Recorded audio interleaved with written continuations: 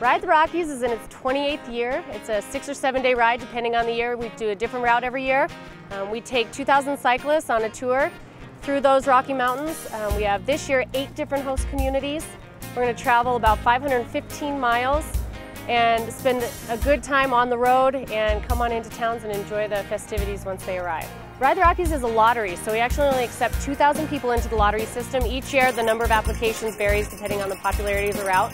But we bring on 2,000 and we generally have about 2,200 riders with our sponsors and things like that that come on.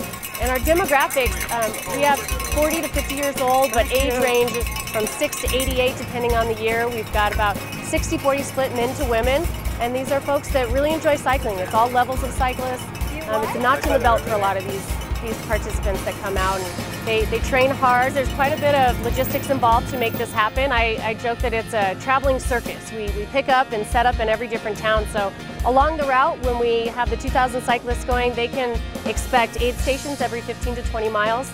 If they get a bit too tired and that training didn't quite keep up with them, we can pick them up in a SAG vehicle. It's called Support and Gear, and it'll take them to the next aid station. Of course, with 2,000 people, you've got a lot of baggage. So we've got 3 semi-trailers full of baggage every night that goes on to the next town. We've got volunteers that help unload those. Accommodations are important, of course. Everyone needs a good night's sleep, so there's a few different options. People can find indoor camping opportunities in gymnasiums, outdoor camping opportunities, which are typically on ball fields. Campers and participants can choose one or the other.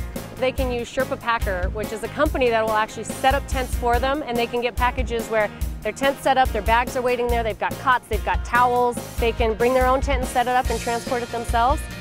The outdoor camping is great. It's a picturesque location once it's all set up, that's for sure. Or they can get a hotel room.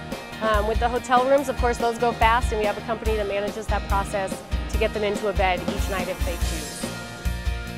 Durango is a great place for Ride the Rockies to end up.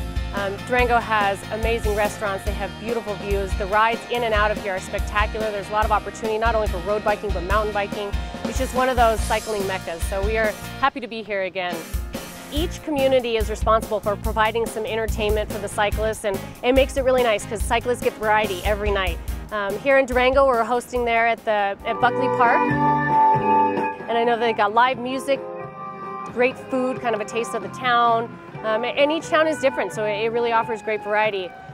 I'm Steve Enders. I'm from Castle Rock, Colorado. The ride was great today. A little hot today, but otherwise it was a really nice day, beautiful day. Had a good day. Even better to be here. It's a great town. Some terrifying downhills, and got here. I'm not limping, and this town is fantastic.